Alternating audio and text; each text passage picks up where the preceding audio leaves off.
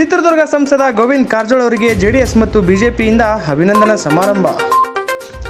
ಪಾವಗಡ ಪಟ್ಟಣದ ಎಸ್ಎಸ್ಕೆ ರಂಗಮಂದಿರದಲ್ಲಿ ಸೋಮವಾರ ಜೆಡಿಎಸ್ ಮತ್ತು ಬಿಜೆಪಿ ತಾಲೂಕಾ ಘಟಕ ಆಯೋಜಿಸಿದ್ದ ಅಭಿನಂದನಾ ಸಮಾರಂಭದಲ್ಲಿ ನೂತನ ಚಿತ್ರದುರ್ಗ ಸಂಸದರು ಗೋವಿಂದ ಕಾರಜೋಳ ರವರು ಮಾತನಾಡುತ್ತಾ, ಶೀಘ್ರದಲ್ಲಿಯೇ ನೀರಾವರಿ ಯೋಜನೆಗಳ ಕಾಮಗಾರಿ ವೇಗವಾಗಿ ಹೆಚ್ಚಿಸುವಂತೆ ಸಂಬಂಧಿಸಿದ ಸಚಿವರು ಅಧಿಕಾರಿಗಳೊಂದಿಗೆ ಚರ್ಚಿಸಿ ಅನುಕೂಲ ಮಾಡಿಕೊಡಲಾಗುವುದು ಎಂದರು. ಮಹದಾಯಿ ಯೋಜನೆ, ಭದ್ರಾ ಮೇಲ್ದಂಡೆ ಯೋಜನೆಗಳ ಸಮಗ್ರ ವರದಿ ನೀಡಲಾಗಿದೆ. ತಾಲೂಕಿನಲ್ಲಿ ಶಿಕ್ಷಣ ಮತ್ತು ಆರೋಗ್ಯಕ್ಕೆ ಒತ್ತು ನೀಡಲಾಗುವುದು.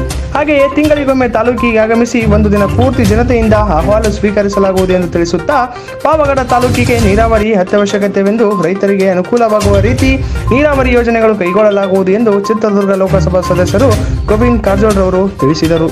Ramappa A, news B alert, Pavagada.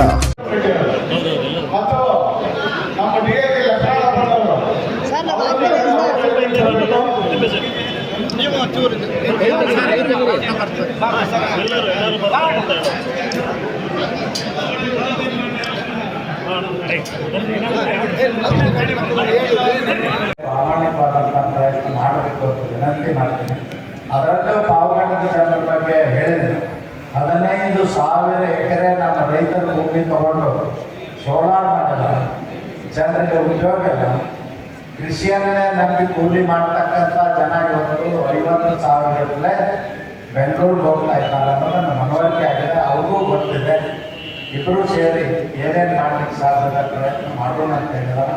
ನನಗೆ ಒಂದೇ ಒಂದು ಸಂತೋಷ ಸಂಖ್ಯೆ ಅಂದರೆ ಬೃಹತ್ ಕೈಗಾರಿಕೆ ಮಂತ್ರಿ ಮತ್ತು ಉಕ್ಕು ಇಲಾಖೆ ಎರಡೂ ಕೂಡ ನಮ್ಮವ್ರಿಗೆ ಕುಮಾರಸ್ವಾಮಿ ಅವರು ಇರುವುದರಿಂದ ನನಗೆ ಆಶಾದಾಯಕ ಅದ ಅಂತಕ್ಕಂಥ ಮಾತನ್ನು ನಾನು ಹೇಳಲಿಕ್ಕೆ ಬಯಸ್ತೀನಿ.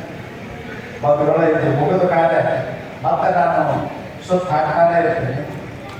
ಮತ್ತು ನಾನು ಯಾವ ತಾಲೂಕಿಗೆ ಹೋಗ್ತೀನಿ, ಯಾವ ದೇಶಕ್ಕೆ ಎಡಬಿಡಿ ಮಾಡಿ ವಾಪಸ್ ಹೋಗೋದು. ಮತ್ತು ಇಡೀ ದಿನ ಅದೇ ತಾಲೂಕಿನಲ್ಲಿ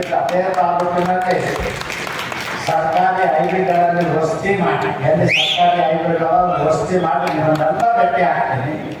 ಏನು ಸಾಧ್ಯವೋ ಪ್ರಯತ್ನ ಮಾಡೋದ್ರ ಜೊತೆ ನಿಮ್ಮ ಸಣ್ಣ ಪುಟ್ಟ ಬೇಡಿಕೆಗಳು, ಕೆಲಸ ಕಾರ್ಯಗಳು ಏನು ತರ್ತೇವೆ ಅವೆಲ್ಲವರೂ ಕೂಡ ಅಧಿಕಾರಿಗಳಿಗೆ ಹೇಳ್ತಕ್ಕಂಥದ್ದು, ರಾಜ್ಯ ಸರ್ಕಾರಕ್ಕೆ ಶಿಫಾರಸು ಮಾಡತಕ್ಕಂಥ ಕೆಲಸ ಖಂಡಿತವಾಗಿಯೂ ಮಾಡ್ತೇನೆ. ಈ ಸಂದರ್ಭದೊಳಗೆ ಹೇಳಿ ಇವತ್ತು ಭಾಳ ಪ್ರೀತಿ, ವಿಶ್ವಾಸ, ಗೌರವದಲ್ಲಿ ನನ್ನನ್ನು ಕರೆದು ತಾವೆಲ್ಲ ಸತ್ಕಾರ ಮಾಡಿದ್ವಿ.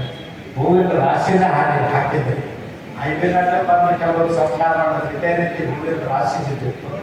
ನಿಮ್ಮ ಋಣವನ್ನು ತೀರಿಸಲಿಕ್ಕೆ ನಾನು ಪ್ರಾಮಾಣಿಕವಾಗಿ ಮಾಡ್ತೇನೆ ಅಂತಕ್ಕಂಥ ಮಾತನ್ನು ಹೇಳಿ ಇವತ್ತು ಮತ್ತೆ ಅಧಿವೇಶನದಲ್ಲಿ 5 ಗಂಟೆ ಎರಡರವರೆಗೆ ಬೆಂಗಳೂರು